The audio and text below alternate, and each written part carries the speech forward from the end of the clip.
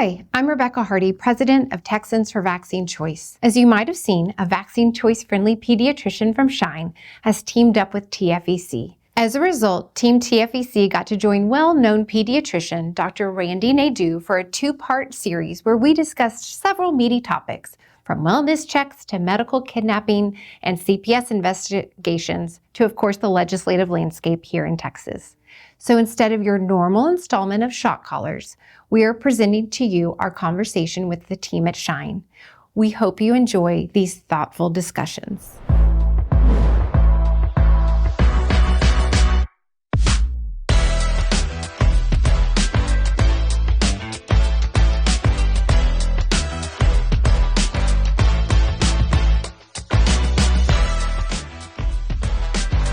We are so blessed to have the ladies from Texas for Vaccine Choice here with us tonight to talk about politics, how you can be involved, what we need to do, as well as taking care of our older youth and how they can move into adulthood with the same freedoms they've had as in childhood. Got a lot to talk about. Thank you, ladies, for being here. We appreciate you so much.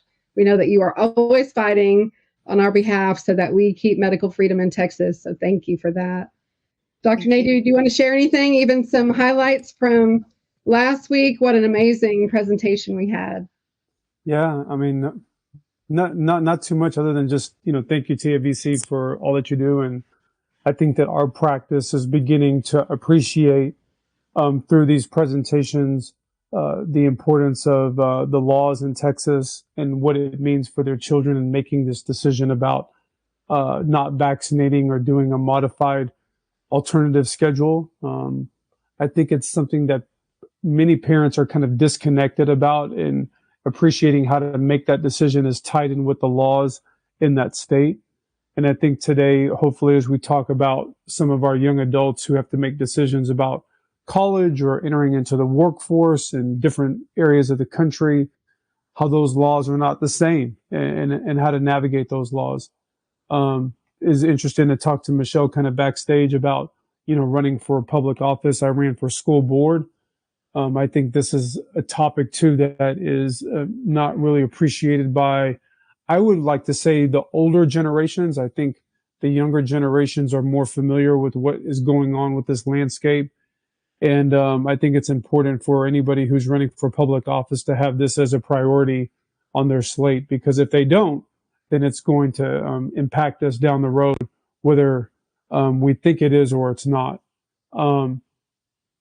I think those were the main things. I know, Ms. Savoy, as a parent in the practice and recognizing the importance of having a practice like ours. It comes with a target or a bullseye on our back, and we have to be above board in terms of the crossing the T's, dotting the I's type of thing when it comes to the care of our children. So. No, absolutely. I can't tell you how grateful I am for you guys.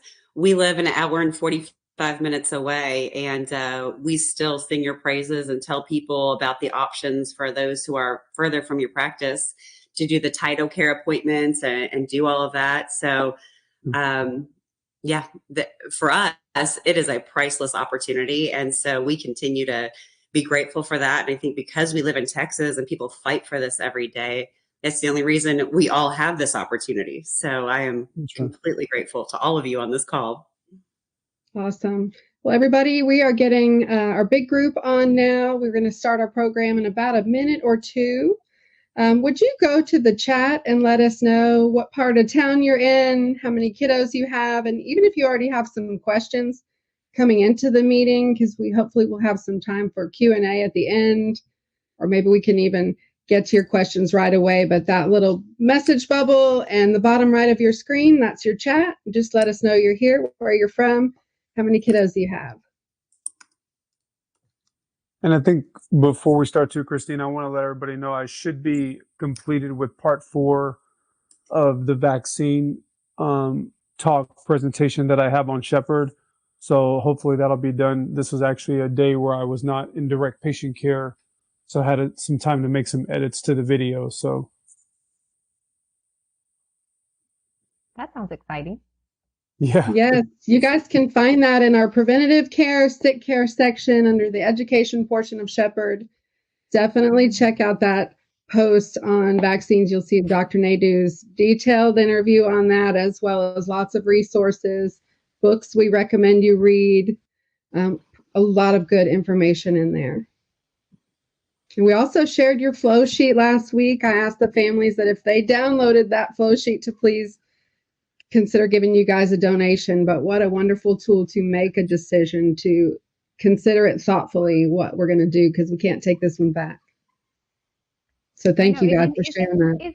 And isn't it a shame that we have to have this, specialized flow chart on how to make an informed decision on vaccination for so long? It's just been brushed under the rug as they're always safe, they're always good for all people all the time. And there's no other medication or medical procedure falls in that category.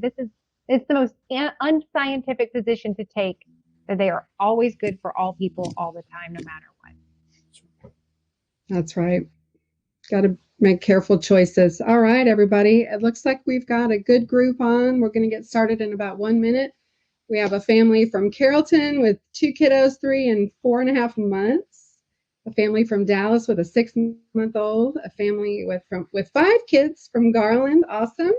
North Fort Worth, 3 kids, 4, 2, and 10 months. So lots of babies in our group. This is a prime thought on all of these parents' mind, I know, making this choice. Awesome. Well, let's go ahead and get started. Who's up first? You ready, Rebecca? Yes. Okay. Here we go. Sharing screen. Thanks everybody for joining us, and please do put your questions in the chat. And thank you, Rebecca and Michelle and Adrian, for being here to present. Yeah. Thanks for having us. Well, where did this go? Oh, I see. Okay, did that work? We can see your screen. Your slide is not up yet, though. Okay.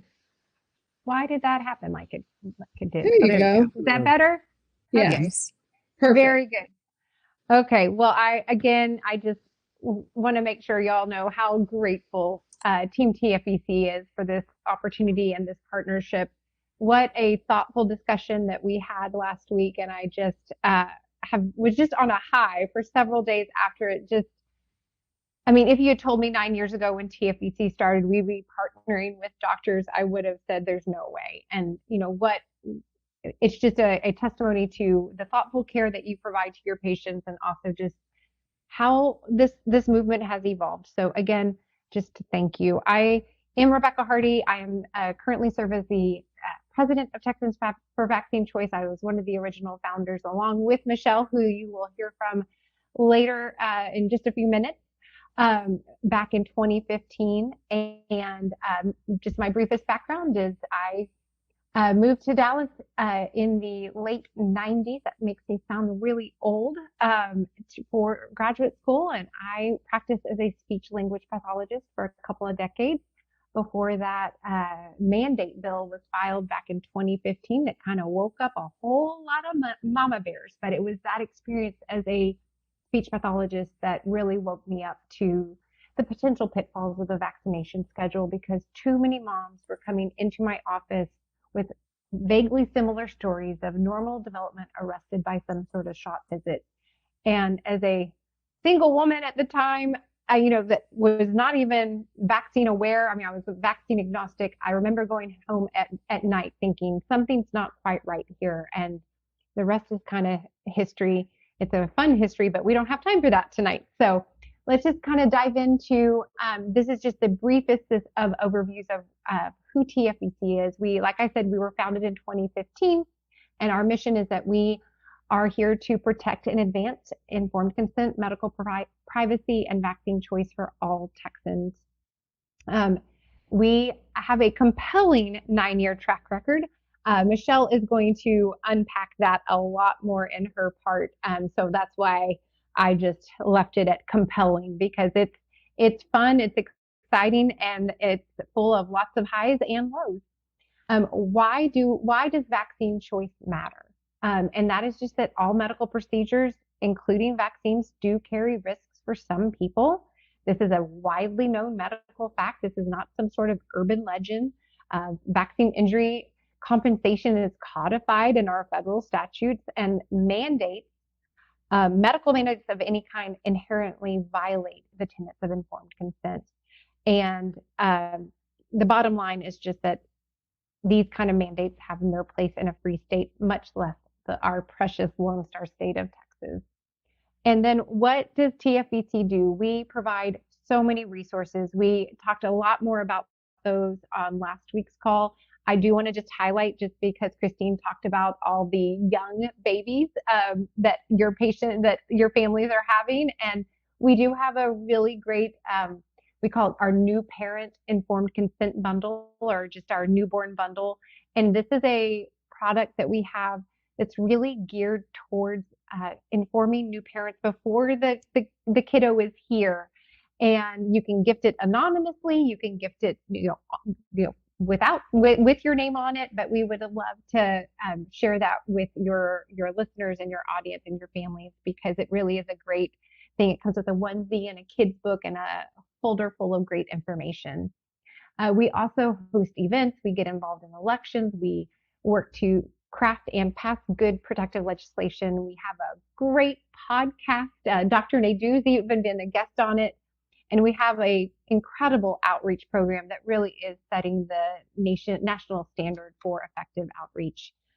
And we do that and so much more that this is not going to, we don't have time to unpack, but that's just kind of a high overview of some of the things we do. I did want to just remind your listeners that this movement really is driven by everyday Texans. I mean, Michelle and I we are just moms on a mission, and our medical rights really are being threatened by an ever increasing level of overreach. The COVID response really pulled the wool off of so many people's eyes about just how much undue influence Big Pharma has on nearly every aspect of our lives. And so this kind of involved, engaged citizenry is really the key to maintaining our rights here in Texas. That said, I want to just give a brief overview of what was discussed in week one, because if you weren't there for week one, I really do encourage you to go back and listen. The first thing that Carrie Bickford, our outreach director, talked about was well visits, and how these provide really great, valuable feedback on child development. And the other added bonus to that is that well visits provide a paper trail of consistent medical care that could help or provide an extra layer of protection in a potential CPS investigation. Speaking of CPS, we unpacked these two statutes that have been added to Texas family code, really thanks to the hard work of Texans for Vaccine Choice. And the first code makes it clear that not vaccinating is not grounds for removing the child from the home, and it's not grounds for terminating parental rights. And that second code that's listed, we called it our Medical Protections Bill. And this is that if parents seek an opinion from more than one medical provider, if you transfer your child's medical care to a new provider, or if you transfer your child to another facility, these actions are not grounds for removal, and they're not grounds for termination of parental rights. These are two crowning achievements in the compelling history I alluded to earlier. We also talked about medical kidnapping. And, despite those statutes that I just relayed that should protect Texas parents, medical kidnapping still does happen in Texas. It is rare. I want to make that very clear. It is rare. And it typically involves either the accusation of medical neglect, or on the other extreme, the accusation of Munchausen syndrome by proxy, where a parent is regarded as seeking too much medical care. And last week, we made some really great suggestions. And I want to make it clear, we are not lawyers. We're not medical professionals. We are just providing our best advice based on 9 years of being in the trenches. But we made some suggestions on how to mitigate the accusations in either scenario. So again, I really do encourage you to go back and listen to that. And as always, consult your own professionals with your specific situation. The last thing we unpacked last week was when two parents that are divorcing, and this is really truly one of the most unfortunate situations that we deal with here, when two parents that previously agreed on vaccine decisions, maybe alternative or delayed or no vaccine, but then during a divorce, one parent decides to suddenly that they no longer agree with those decisions in a custody proceeding. And, I really don't want to spend a lot of time on this, but I just want to say that in TFVC's experience, most judges still do consider fully vaccinating as being in the best interest of all children. And so, again, it's our best advice to find an understanding lawyer or like-minded lawyer who will advocate for your rights with your specific situation, because this is unfortunate is really the best word for it. It's always sad, and when suddenly one spouse is using the vaccine issue as leverage, and we spent a lot of time talking about that last week. So if you happen to be in that situation, you may want to go back and listen, and then reach out, and maybe we can help you find a like-minded lawyer.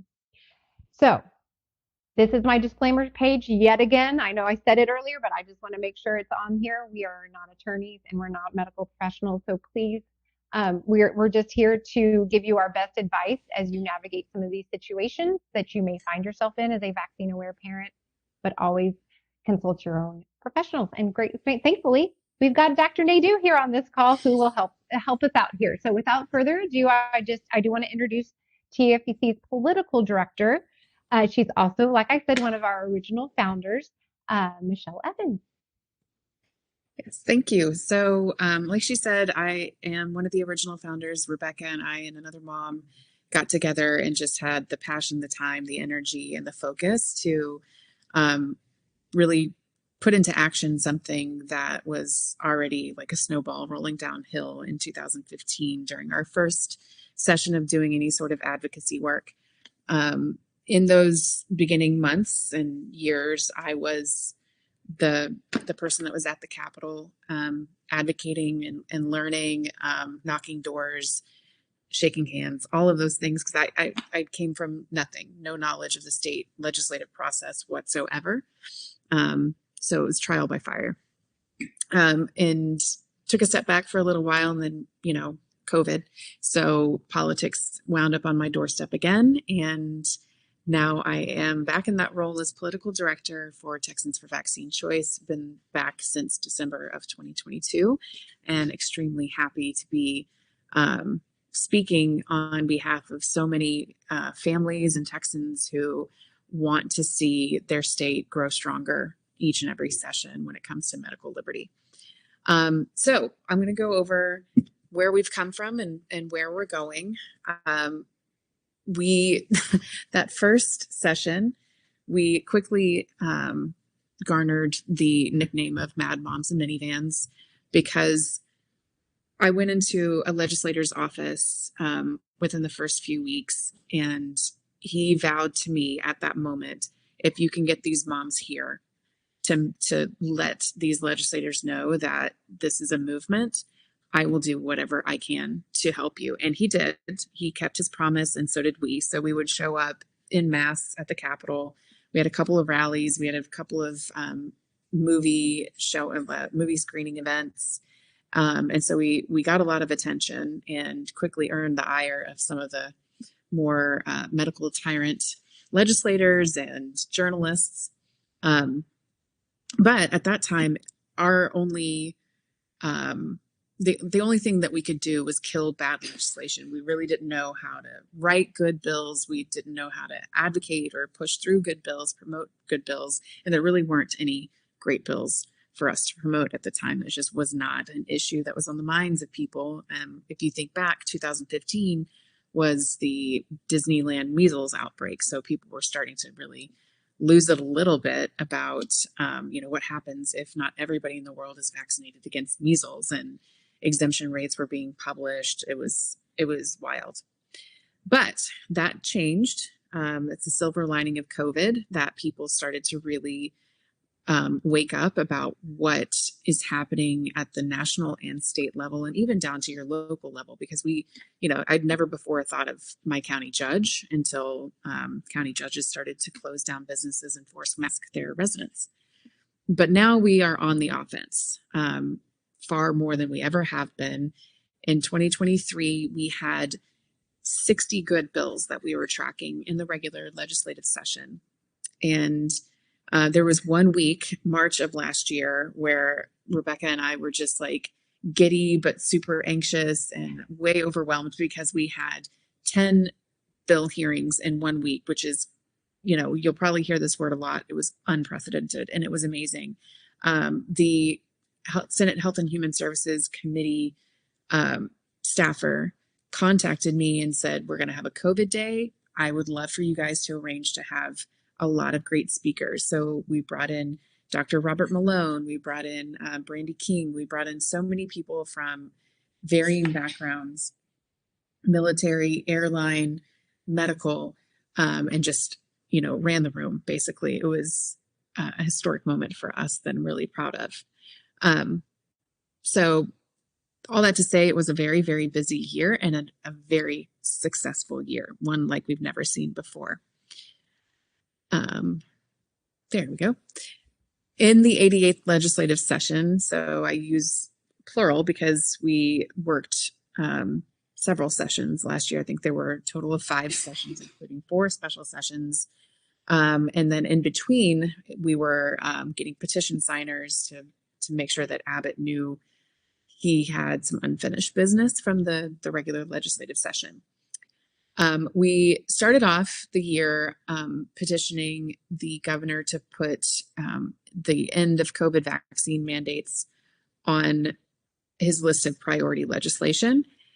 I think he released a total of 4, maybe 5 areas of policy that he considered priorities. And we were blown away because we're sitting there watching live as he's announcing these priorities at some sort of town hall type event. And when he said COVID, it was like, we could not believe that it had actually happened. Like, we submitted a petition, like the process worked. It was amazing. And the lieutenant governor also had 30 policy areas, 30 priorities, and we were number 29. So we just barely made it, but we made it. But those were limited to government vaccine mandates. SB 29 is one of the 5 bills that we passed in 2023 that were protective. We did, side note, kill every bad piece of legislation, every bad amendment, even bad resolutions, which almost never happens. I don't think we killed that resolution, but we almost did. So SB 29 ended government COVID mandates. That includes masking mandates. It got a little bit watered down in the House to where certain settings, like hospital settings or nursing home settings, could require masks. But for the most part, government COVID mandates are gone. SB 493 was a bill to allow veterans who were discharged from military service simply for declining the COVID vaccine, allowing them to become whole for the purposes of state veterans benefits. There are a couple of hoops they have to jump through, but for the most part, we're now recognizing that these military servicemen and women were harshly treated just for exercising informed consent. And so this was a step in the right direction to recognize that they had their rights violated. I'm going to jump ahead to HB 609. It was kind of a cleanup bill from the prior session, but it protects businesses from any kind of frivolous pandemic lawsuits. So say the business doesn't require a pandemic, they're not in compliance with public health department mitigating strategies like wearing a mask or getting a vaccine for their employees.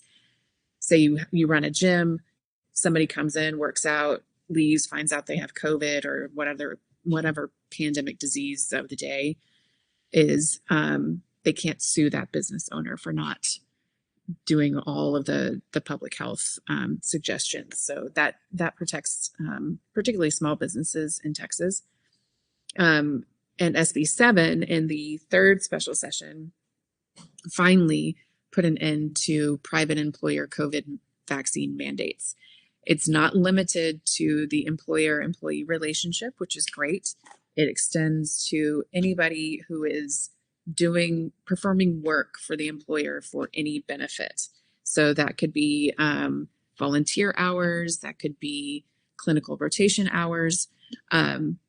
It's anybody that is kind of under the auspices of a private employer cannot be mandated to take the COVID vaccine, and they cannot have any sort of adverse response if they refuse a vaccine mandate. But the real pleasure in 2023 was HB 44. This is something that from the very beginning, from our very inception, has been a focus of ours. It has long been accepted that Medicaid and CHIP providers are allowed to discriminate against patients simply for not being vaccinated against one, some, or all diseases that are available. We maintained that this was against regulations, that informed consent is woven into the provider agreements with the state, but that was never recognized or codified. And finally, we've got that passed. So if you are a provider who is accepting any sort of state-funded health insurance plan, those particular patients cannot be forced to receive a vaccine in order to receive care.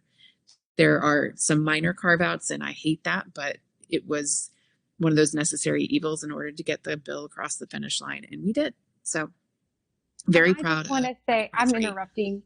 Can I interrupt? Because, I mean, this is one of the top phone calls in the early years throughout the last nine years.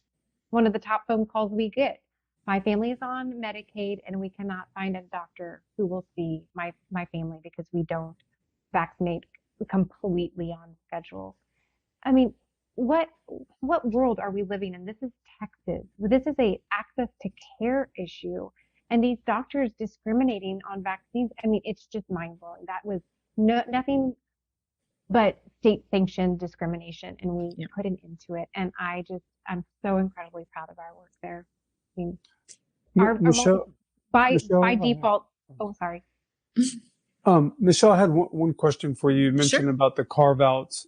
I think important for our medical practice, because we do have quite a few families who are Medicaid and come to see us because of this vaccine issue, and they have to be self-pay in our practice because we don't accept Medicaid. What are those carve-outs that you mentioned in the bill? Where is it, when you say carve-outs, is that requiring some type of patients to do vaccines or? Yes. So unfortunately, it's the most egregious situations that you can think of, which is life-saving care, such as transplant patients. Got it. There's a member of the Senate Health and Human Services Committee, one of our state, actually Rebecca's state senator, who is the recipient of, was it kidney? I think organ transplant. Yeah. So he has a donor organ, and that this is his hill that he's going to die on.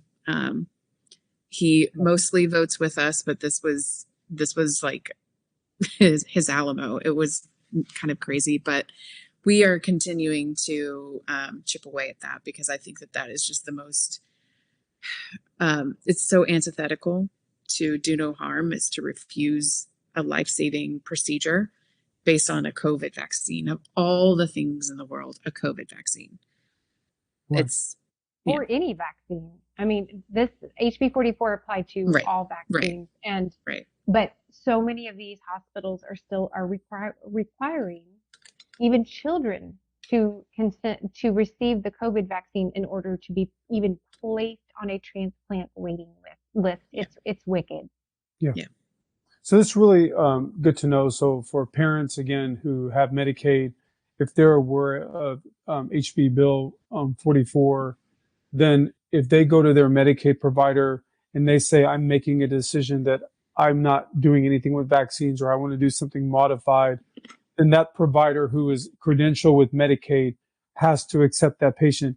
Have we run into any issues where you have a provider who says, like, my personal beliefs, or I'm uncomfortable, I can't see this patient type of thing? Have you seen any of that come up? We have not gotten any calls, to my knowledge, from patients who are still being denied care. Okay. The I don't know that the word has gotten out, beyond our supporter base.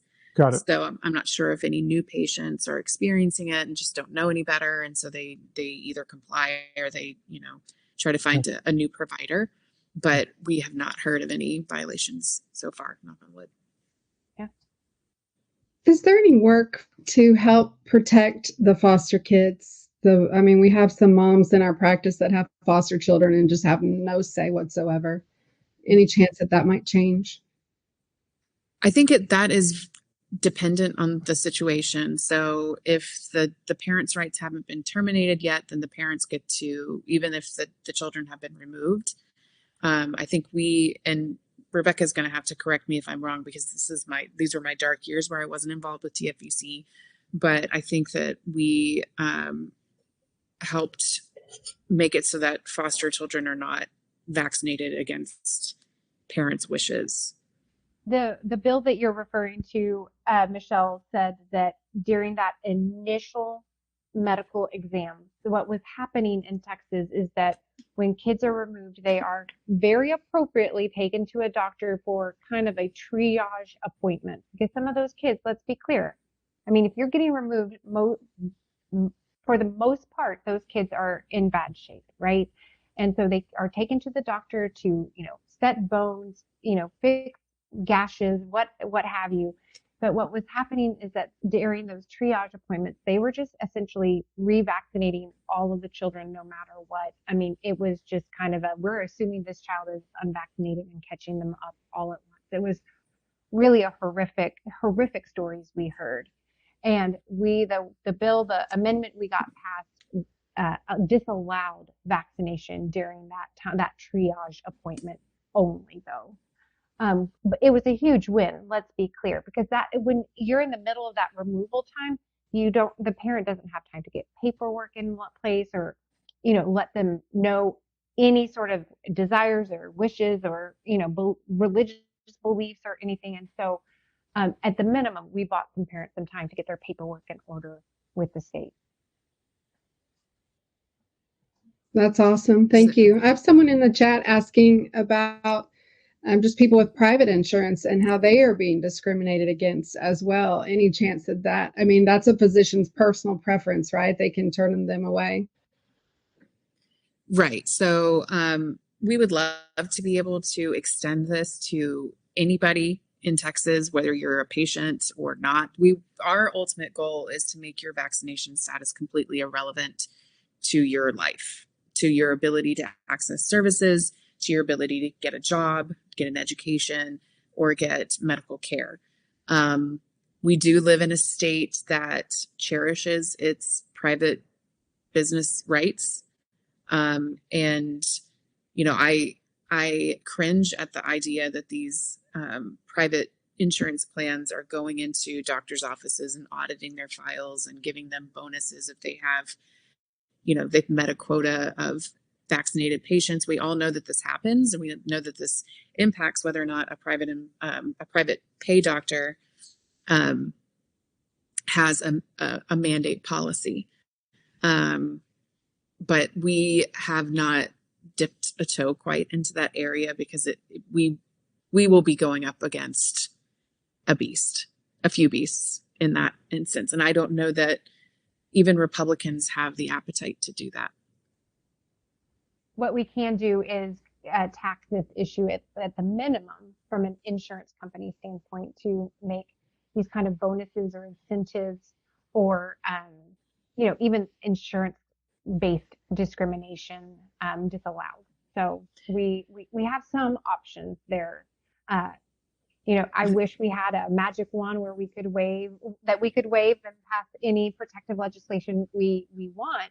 The reality, and I think Adrian will talk a little bit about this, is, I mean, we work with what we have, right? And it's always this balancing act of, writing, filing, and working very hard to get past the strongest legislation that also can pass. And it's just the reality. We wish we had all of these amazing fighters with, that Austin was full of these people that are ready to take on big pharma. We have to baby step this, because, I mean, just thinking how far we have come to, that first session where all we could do was just kill bills, to the next session where we were able to get one amendment on on one bill. It's really been a huge incremental momentum that we're building here. But we have our eyes on the prize here of your vaccination status needs to be irrelevant to your participation in every aspect of society. And we will be relentless in that pursuit until it's reality. The struggle also is that most of these insurance companies are not based in Texas. The policies are not underwritten in Texas. So requiring that these out-of-state companies comply with our policies, that becomes because there are a lot of insurance regulations, and that's how insurance companies often get around some of our regulations, is the fact that they're underwritten elsewhere. So that's quite a giant, but it's not something that is lost on us. Like we like she says, our eyes are on the prize, and ultimately that is the goal. Rebecca, Michelle, you could probably speak to this, and I know this is kind of a long game thing. As you mentioned, I think it's really important for families, not just in Texas, but across the country in the different states, to really work on first that right to be able to have that right of making a decision. Hey, I want to do a vaccine. I don't want to do it. That's critical. I think what's going to be the trickle down effect of that is, and I've seen it over the past 14 years of practicing this way, is that the consumer, which is the parent, is recognizing, hey, I have an option. I don't need to do the vaccines. And what that is doing is it's shifting things in the consumer area of medicine, of like, a practice like ours is growing to the detriment of another practice that is not growing because of that issue. What I think is going to be the next effect of that is that I think insurance companies, again, I'm not the best in understanding the financial game in this of who's getting compensated. It's not just the pharmaceutical industry that's making money off of a vaccine. There is some kind of relationship that happens between the vaccine industry or the pharmaceutical industry and the insurance companies as well. But when they see that profit margin isn't happening, because again, vaccines is like, it is the cash cow for the vaccine and pharmaceutical manufacturing, because there's no liability. They don't have to worry about any sort of legal recourse with any sort of vaccine injury. So there's been a huge profit margin since 1985 to now. And that profit margin is going to continue to dwindle over time. What is it that that we can do at a grassroots effort? And I think y'all talked about a little bit about how to make sure that our political officials aren't in that relationship with vaccine industry, pharmaceutical industry, and saying, hey, I truly believe that we don't need to give these reimbursements to providers for meeting these vaccine quotas, because hey, it's not really the right thing to do, and I don't have to worry about my politician being bought off by those vaccine industry, lobbyists. Because I think that's where the issue is now, is that's the crux of it. I'm hesitant to get caught up in things, during the primary season, a lot was made of these $1,000 checks that were given to candidates from Pfizer or Pfizer's PAC. Often these types of PACs will just throw out $1,000 checks without speaking to the candidate ever, without vetting the candidate. There's nothing attached to it. It's just, here's some money. Now, we know what it's intended for, but we've also known that many of these lawmakers that have received these checks have gone on to be champions for us. So it's not, it's correlation doesn't equal causation. It's, it's not always an automatic signal that person is in the pocket of big pharma. Now, once those checks are, obviously once they get bigger and bigger and bigger, and you start to see how that person legislates, obviously that's your very strong signal. We have a couple of very adamant legislators, persistent, who will file the same legislation over and over again that intends to take away your rights or violate your privacy. Those legislators happen to live in urban Houston area near the medical district, so make of that what you will. But they have Dr. Peter Hotez is like the hero in their district because Rice University is there, and I checked Texas Children's Hospitals where you practice. That's right. So that has a big impact because they are seen as sort of stalwarts in the community. They're they're big in that community, and they can carry a lot of sway and influence. The good thing is that those who are on that extreme end of this fight are in the minority. They're a very vocal minority, but they are in the minority, and they consistently lose. And either their bills don't see the light of day, or if they get to the floor, there's such a big pushback that they back off a little bit. But our goal is to do our best to stack the deck in our favor by participating in election season and making sure that we vet candidates appropriately. Okay, so speaking of, TFVC actively engaged in political races throughout the state this primary season. I know that there are likely at least a couple of people on this forum who are not huge political junkies like I am. So the party primaries are held in March every other year. Your legislators, your House reps are elected every other year, every 2 years. So the primaries just happened on March 5th. And typically what will happen is, and we focus mostly on Republicans because that's just how it shakes out. Like, Democrats don't want our support and they don't earn it. So we typically, what happens is you'll have a handful of kind of wishy-washy incumbents that get primaried hard by, somebody who's far more liberty-minded, and maybe one or two of them will lose. The incumbents will lose. This time it was like 9 incumbents lost their seats to a more liberty-loving candidate. 12 of the candidates that we recommended were successful and are now moving on to the November election. That includes at least 2 incumbents.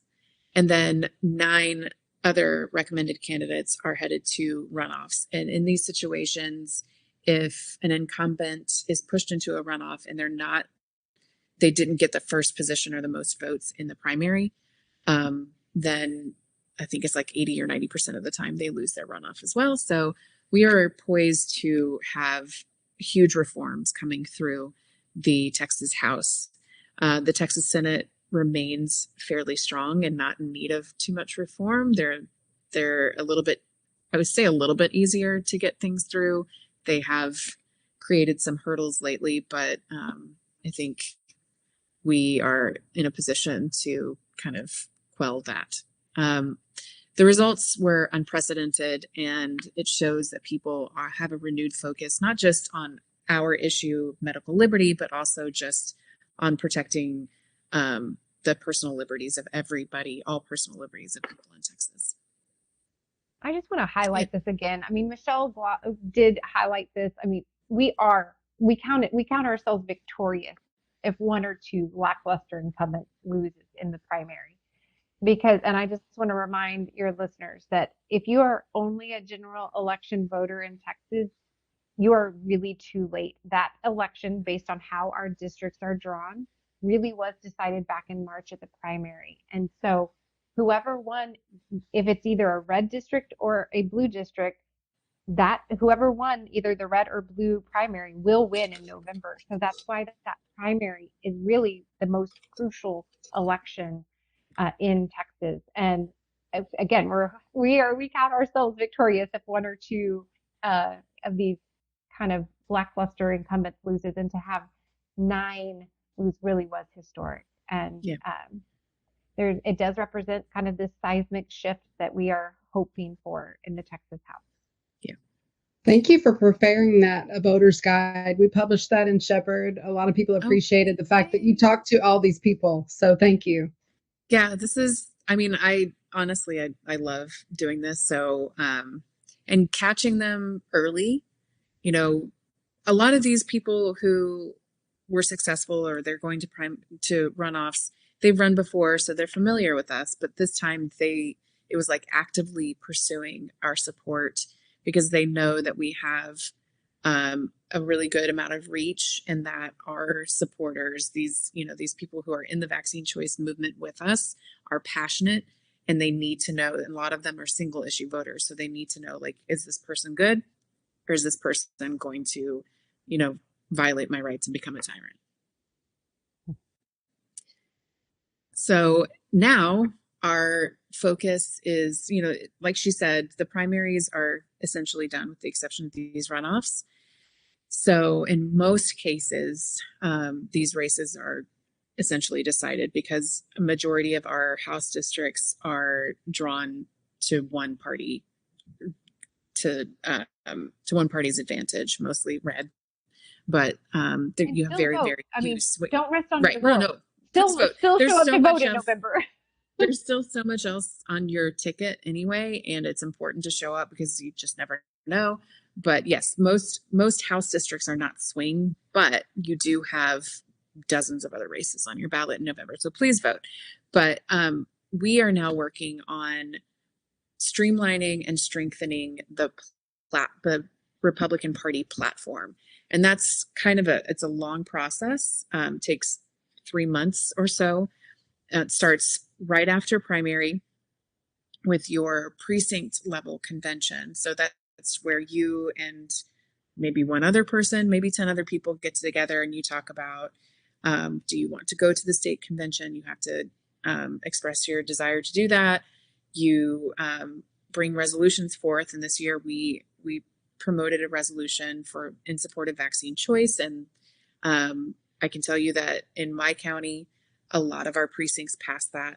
So I was really happy to see that. And then our Senate district passed it as well. So you go through precinct convention and then you go on to Senate district convention, which is a couple of weeks later, where a committee has gone through all the resolutions and picks and chooses which is most viable and which they prefer to see on the platform. And in most cases, or in many cases, our resolutions exceeded that hurdle as well. So that was fantastic. And what this resolution intends to do is take the current language that's in the party platform, and just take out some superfluous stuff. It also omits the things that we've taken care of in 2023, and then just sort of hyper focuses this movement on things that are achievable in the short term, but then also ultimately will protect you going forward and puts us in a much better position for the next legislative session. So we're not just thinking next month, next year, we're thinking in the 90th legislative session and beyond, because we know that this is a long-term battle, and we're in it for the long haul. So next step to that is the Republican Party convention in San Antonio next month. Rebecca and I will be there for a week. We'll be huddled up together. And what we did was recruit a lot of our supporters to become delegates, meaning they've made the commitment that they're going to go to the party convention and they're going to help impact what our party platform looks like. What they also do at the convention is decide what the next legislative session's policy priorities should be. And we do not want these legislators to think that they've done the work that needs to be done by banning COVID mandates. COVID is hardly even the tip of the iceberg. There's so much else going on. In fact, I was speaking to Dr. Bowden this morning, and I said, what's next for you if they do ban the jab? What's your next step? Because that's just one piece of the puzzle. And it was, I think even she is having a hard time pivoting out of COVID and thinking about everything else that's beneath that, the childhood vaccine injury program, all of it, that we just need to completely burn down. So that's our next step, is a week in San Antonio, getting things lined up. And then after the general election in November, shortly after that, bill filing period will open. So we will know in the next 6 or 7 months if we've got good bills coming our way. So that's onward. Keep us in the loop with that, Michelle, so we can of course, follow along and know how to support. Yeah.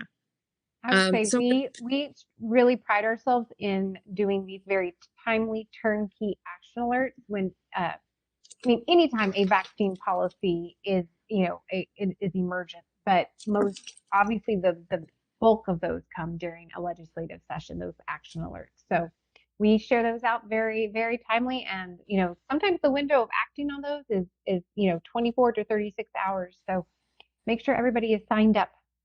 Yeah. So I'm going to pivot now to talk about, as Christine said earlier, raising your children to be liberty-loving young adults and how they can maintain their rights moving forward, how they can equip themselves to stand up against attempts to force vaccinate them. I'm not sure if last week you guys talked about MTRAC, but that's the state's immunization registry. Currently, any baby that's born in Texas, the parent is given an opt-in paperwork to allow doctors to share immunization status with the state, so that the state has a database of what vaccines you've received and what vaccines you have not. Often this database is woefully inaccurate, but it exists nonetheless. And year after year, there is a representative out of Austin who tries to make it an opt-out, meaning a mandatory program. But at 18, Texans are automatically opted out because it's not assumed consent. Just because your parent consented doesn't mean that they can extend that consent beyond the age of majority, unless they provide their own consent to be tracked. So keep in mind, you probably will want to check this after they turn 18, because you just never know. Those that are going on to universities and colleges, those institutions cannot require the COVID vaccine for any student in any field of study. It is very clear in statute. It was made even clearer in the 2023 session. The only vaccines that universities and colleges can require that's enumerated for the most part in statute, and COVID is not included in there. But there is a requirement for the meningitis vaccination for all new enrollees into universities and colleges who are under the age of 22. You can and should, well, I guess I shouldn't give medical advice. You can submit the same affidavit that you submit for your minor child. You can submit that to the university. There's a different one for junior colleges, which is special. But there is this area where it gets a little bit muddier, and that is if you have a child going into a medical or veterinary program or field of study, the student will be asked to submit proof of various vaccinations, from chickenpox to measles to rabies to Hep B. The exemption process is not nearly as straightforward. However, in some instances, it can be a little easier. So if you're your parent submits a letter that says that you had chickenpox as a child, they consider that proof of immunity, or you can do testing for immunity or titers for certain vaccines. But we still have, and this came up a lot in the 88th session, that nurses, students and actual nurses are not fully protected against like the flu vaccine. There are only medical exemptions allowed in those situations, not reasons of conscience exemptions, and they will require you to wear a mask or protective equipment if you opt out of certain vaccines. And I'll address it just from a personal level, with having hospital credentials, that I've written a religious exemption that was approved by THR and Baylor, so that, I'm not undergoing any future vaccines as a physician. And this is really important in this young adult population, because I think it's another crossroads that's going to happen. We've had about 3 young men in our practice who have decided to try to go into the military and have been turned down because of not doing any of the vaccines. And to me, that's it's going to become a religious issue that I hope gets undertaken and heads up to the Supreme Court, because we're not just talking about COVID anymore. We're talking about all the vaccines and allowing our, elite fighting forces to have competent young men, young women who can serve. I mean, I think there's such a disconnect about like, hey, some of our most competent, elite individuals are the least vaccinated, and they're the ones who are getting denied from being able to serve in the military. And now it's becoming a national threat to our existence. And so maybe you all might have some knowledge about what's going on the religious side with these issues, because I have a young man in our office who's going to medical school, and I feel like he's having to go through this vaccine issue because he doesn't know that there's another route to this. With regard to the military, I'll be addressing that next. But with medical students, so in some instances, they'll be covered by SB 7, which was the bill that was passed. Well, that's for COVID vaccines, but it was passed in the 3rd special session. It basically says that if you are performing clinical hours, and Rebecca, you can flip to the next screen because I think it talks about that. But yes, if you're doing clinical rotations, oftentimes your university will say you cannot be accepted into this program unless you get the COVID vaccine. And when you dig a little further, they're like, well, it's not the university that's requiring it. It is your clinical location.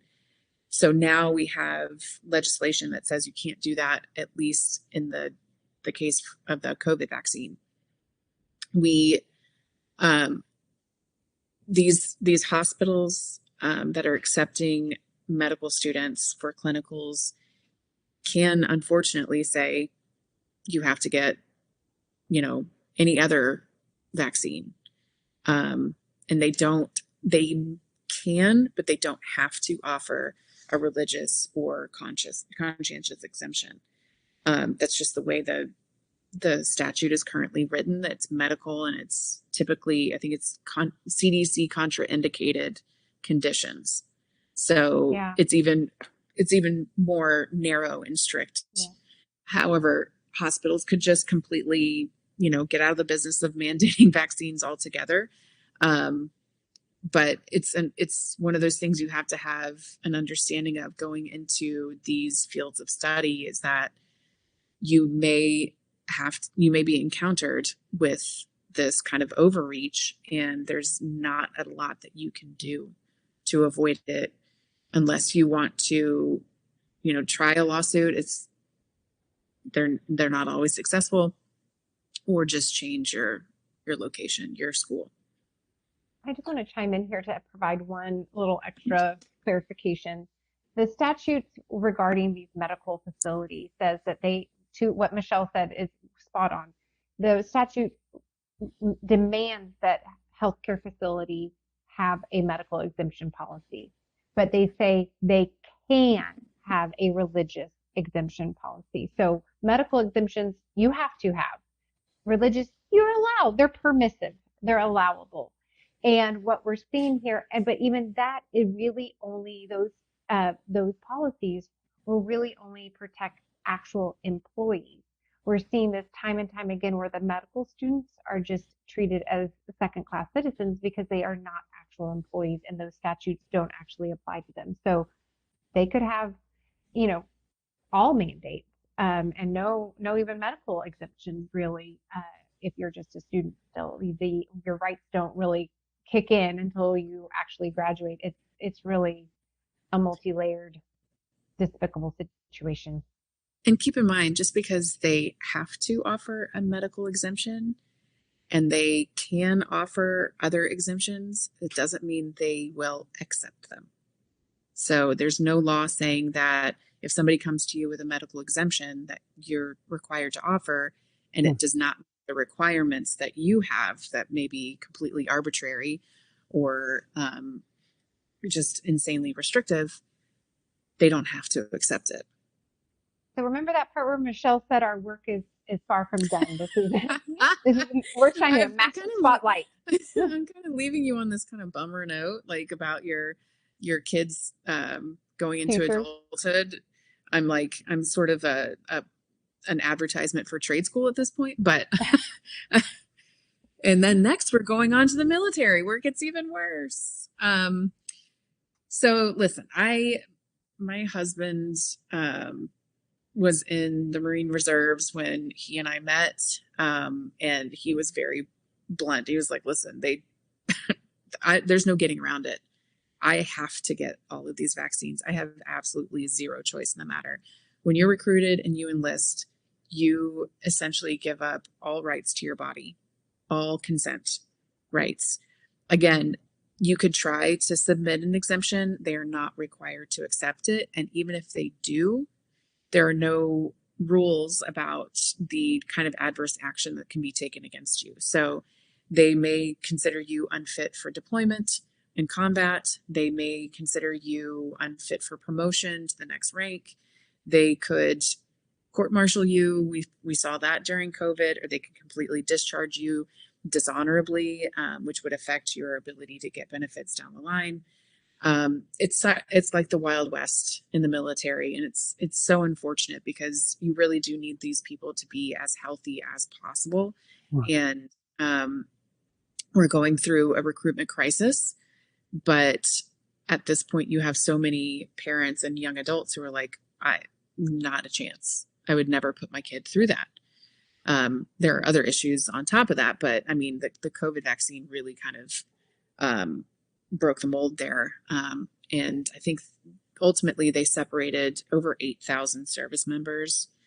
And now they're offering to give them their positions back. And most of these people are saying, no, thank you. Again, that is the risk that you take going into that. And you're banking as the military, you're banking on these, risk-taking young men who kind of feel invincible going in and like, I'm gonna go over there and kill everybody. Like they don't care if they live or die, they want to be in the middle of combat. So of course they're the kind of people that would be like, whatever you tell me to do to get to that point. And these are people who are, they're during basic training, they're not, they're drilled into submitting to authority 100% of the time without question. So it's very well put, Michelle. It's true. Yeah. I mean, it's very true. It's really sad the way this is me speaking as, the private citizen Rebecca for a moment and just say, it just really grieves my heart. This is one of those things that really does keep me up at night on how our nation in general treats our military when it comes to vaccination. They are just guinea pigs. And I mean, I have talked to many military enlistee that says, vaccine days was the scariest day of the entire enlistment process or boot camp. I mean, they line you up in this big room. you roll up your sleeve and it's this pneumatic gun. They're just going down the thing, and that you don't know what's getting injected. You don't know. I mean, there's no consent. There's nothing, and then they reload with the next one and go down the line again. I mean, it's really. I And do you was the Definitely. officer in charge of the vaccine clinic, in my active duty days at Dyess Air Force Base. But even when I did my basic training in Montgomery, Alabama, I mean, these young men and young women, they have no clue of like anything on the vaccine front.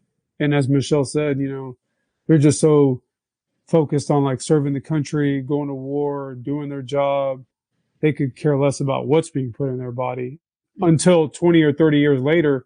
Then they're filing their disability claims and have no correlation to maybe it was the vaccine process that caused me to be like this. And it had nothing to do with my deployment or what environmental toxins and stuff that I was exposed to during there's a lot of people that commit suicide in the military who have never even been deployed. They've all been stateside.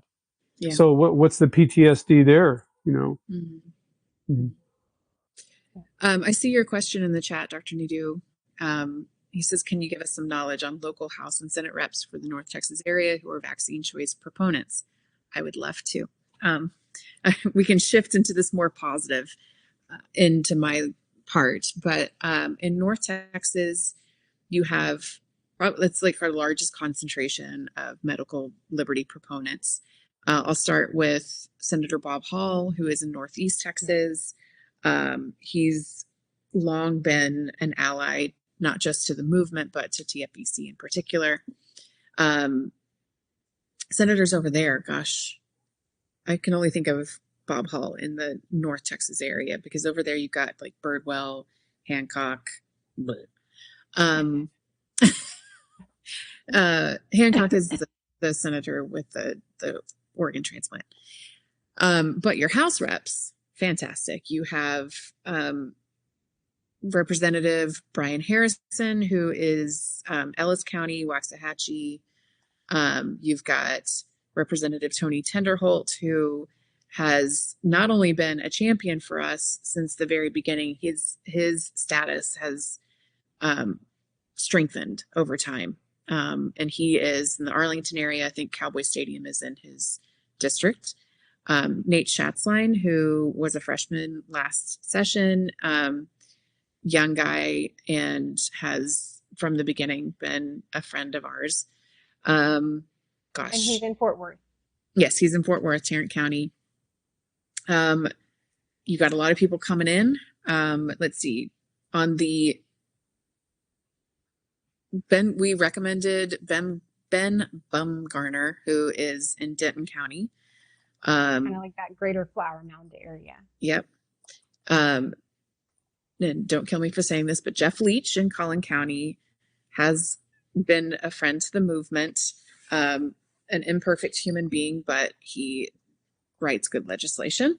So we like that. Who am I missing? I thought I had it on lock, but now I'm questioning myself. Well, we do have, today I interviewed incoming Mike Alcott, who is in like the Parker Palo Pinto area, kind of that west part of the Metroplex. And he was one of the challengers that replaced a less than stellar incumbent. So that's really exciting. We have Shelley Luther. Yes, Shelley Luther up in the greater Grayson County area as well. She is will be incoming. You might recognize that name because back in 2020, she owned a salon in the Dallas area, and she was arrested for opening her salon so that her employees could make a living. So she spent the night in jail, and I think Trump called into her arraignment proceedings. It was wild, but she's actually, like, the persistence of this woman, she is a medical miracle. But the persistence of her to run for this seat 4 years ago, and then she ran for state senate, she's run for state house, and she ran for house again, and this time she prevailed over somebody who was not really lackluster, but just wasn't fully committed to the point where, like, I'm going to get arrested for this, So she's great. Rockwall Michelle, County. The Yes. one you're really missing is Mitch Little. Oh, I was thinking like current, but yes. So Mitch Little is the presumptive representative out of Denton County. He made waves last year because he was the defense attorney, one of the defense attorneys for Attorney General Ken Paxton during the impeachment.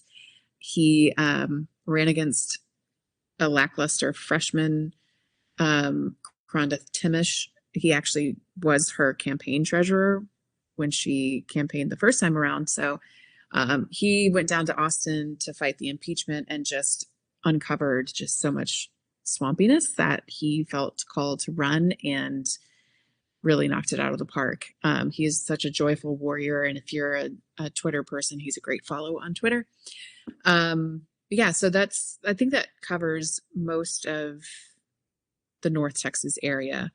Now, if you have if you're in Dallas County, I'll pray for you. And, and I'll just say that there are probably some really good reps in that area who would love for you to adopt them as their rep if you need somebody to advocate for you, or you could just give us a call and we'll work our channels. Since SB 7 to ban private employer mandates, since that passed in the third special session, there have been a handful of times where parents and students have contacted us to say, well, my university is still saying I have to get it. And to his credit, massive credit, Senator Mays Middleton, who's in the Galveston area, he is always quick to take these schools to task and make them comply. It's been amazing to see him and his office at work. He was also our number one guy in the Senate as far as getting bills passed. Just a wonderful human being, but an even better legislator. So those are some really good guys. And then we've got them scattered, guys and girls scattered across the state, but North Texas has probably the largest concentration. Lucky you. I'm in the Austin area. Okay. I think that's all I got. All right, Adrienne. All right. Well, I wanted to join. I got to be a participant in this in 2021 when we did the first session with Dr. Nadu. And I'm a parent of an 8-year-old. I've got one child, and I just thought I would share, why I care about this issue. I'm the oldest of 5 kids, and one of my sisters had a paralytic response when she got her vaccine boosters, and not once, but twice. It happened. So we're talking to somebody who was an amazing athlete. We were all swimmers in my family. So she was winning state championships, and she missed 100 days of school after they did her first round in 6th grade. She had so much neuropathy and pain. She couldn't even go to the bathroom by herself. And obviously, since it couldn't have been the vaccines, they did it again before she went to university, and they carried her out of her dorm room, and she dropped out of her freshman year of college. So I was 10 years older than her. I remember what that looked like and felt like, and it just really didn't make a whole lot of sense. So I was a late bloomer. So I had my first and only right before I turned 39. I had a baby. It was a NICU baby. So obviously I was scared to death and intended to do the vaccinations because I really hadn't even been back on my radar recently. And thankfully, I had some wonderful NICU doctors who just, said, take some time, think about it, and follow up with your pediatrician and whatnot. So I did that, and we chose not to do any vaccinations. And I am a firm believer that, every parent should be able to decide whether the risk of the disease is greater than the risk of being vaccinated. And it's different for every individual. And the more I studied and learned, which I really poured my heart and soul into for quite a long time, is that there are so many genetic markers that show predisposition to vaccine injury and your body's ability to detox from certain things and whatnot.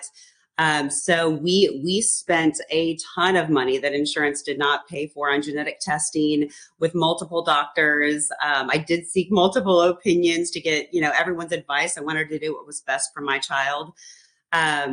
And I think what really fueled my fire is when we went to enroll my child into private schools in Dallas. We had a very expensive private school tell us that they were not going to accept letters from 4 different doctors on a delayed vaccination schedule for him. And, most recently, I've got an 8-year-old who was super excited to go to summer camp with his best friend.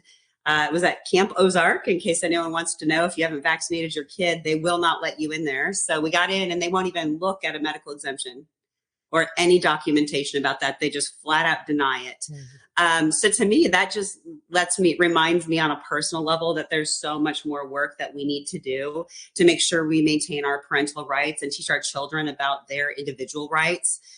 So for me, I looked back at a great career, and I realized I did not know that people like those on this call fight for the freedom we have every single day.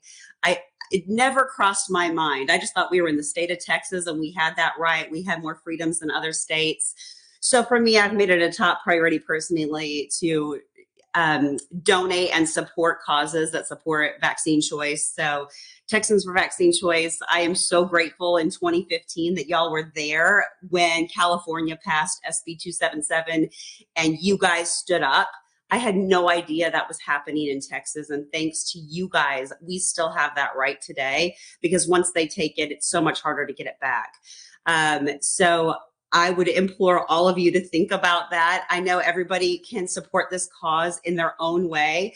It might be talking to a neighbor or your sister or someone else, and that might be what you can offer today. And if you can offer more, Texans for Vaccine Choice, they are amazing. And I don't know how they do it on the budget that they do, but they need to have those reoccurring donations every month to make sure that Michelle and Rebecca can be there at the Capitol fighting for us. If you could make a bigger donation, obviously contact Rebecca or someone else to make sure to do that, because this initiative cannot continue. Our freedom is unprotected unless we continue to fight for it. So everybody's got a role in it. So make sure to do your part. So I personally am a donor and supporter to Texans for Vaccine Choice. I donate to other causes as well, but please step up and do your part also.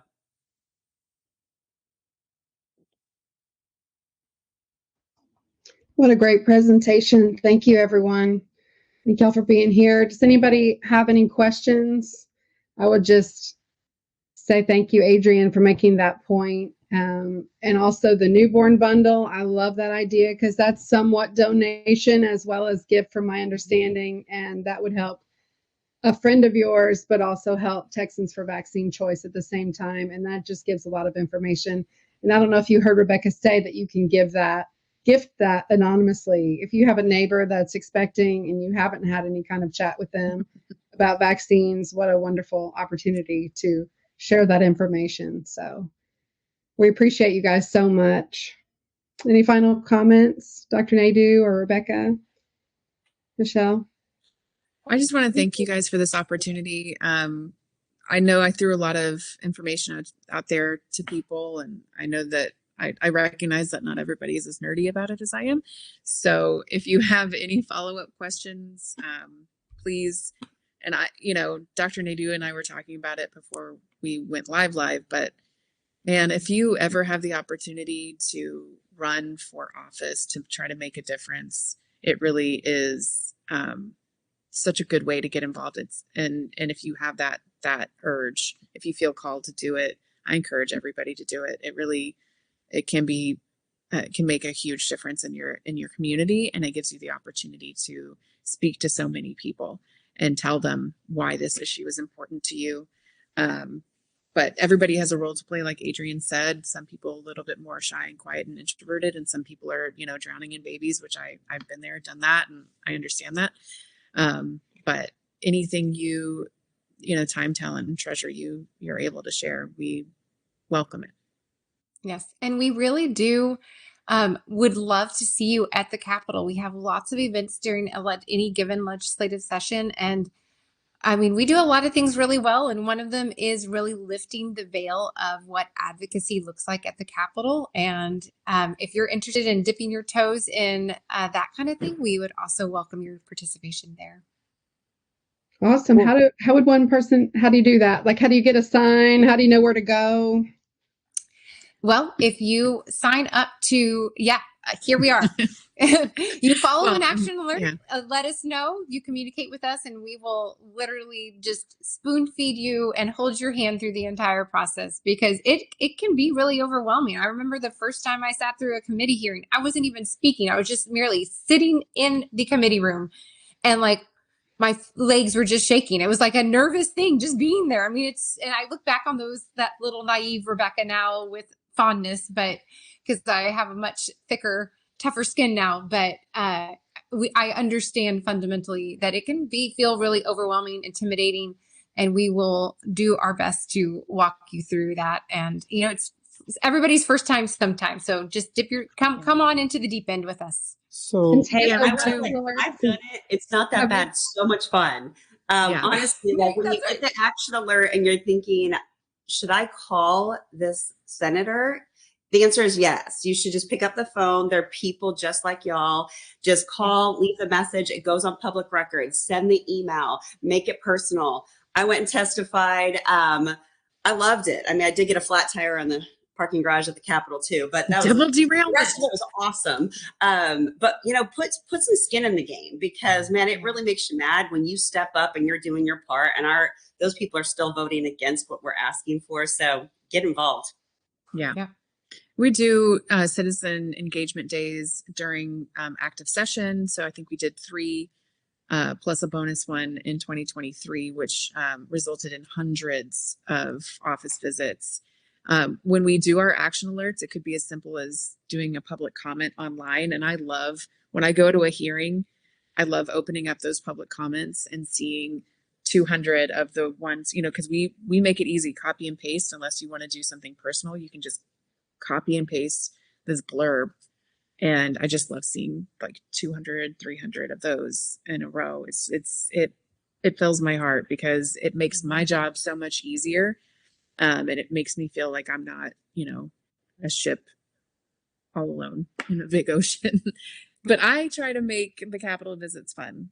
I do, because it really is just, I mean, the vibe there for me is enjoyable, not for everybody, but and you never know who you're going to see. I think in that session last year, that session alone, it was like Tanya Tucker one day and Myra Flores the next day, and the guy from Dawson's Creek, and it's run into a lot of people there, which is kind of cool.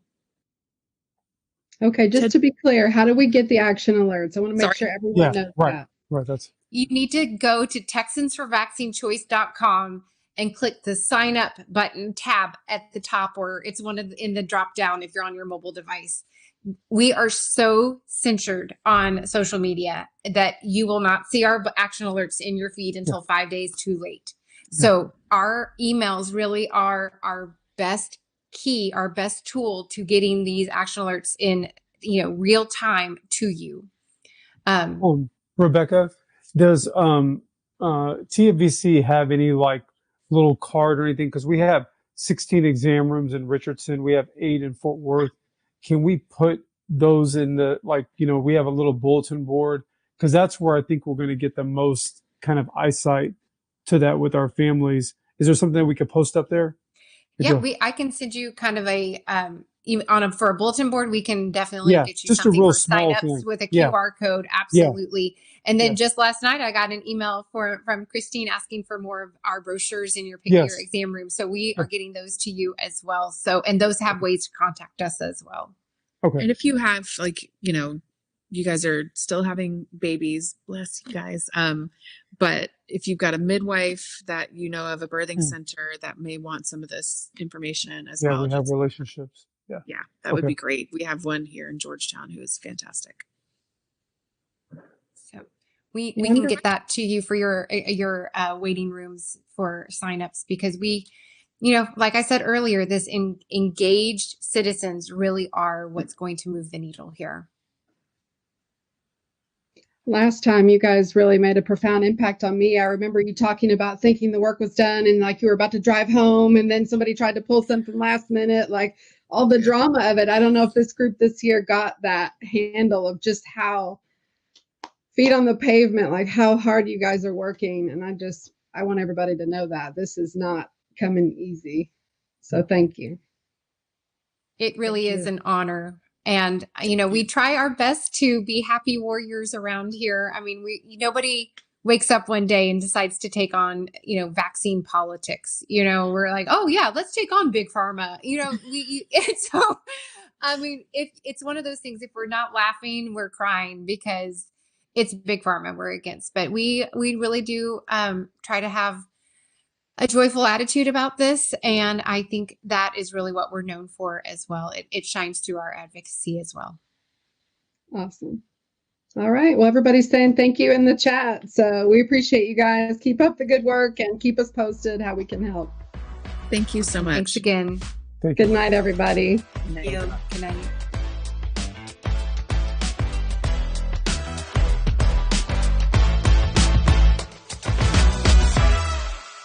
Thank you for listening to the Shot Callers podcast. Please, if you found value in this content, rate us and share the podcast with a friend. It's a great way to get the message out and to empower everyone to make informed decisions. Until next time, never forget, we are the Shot Callers.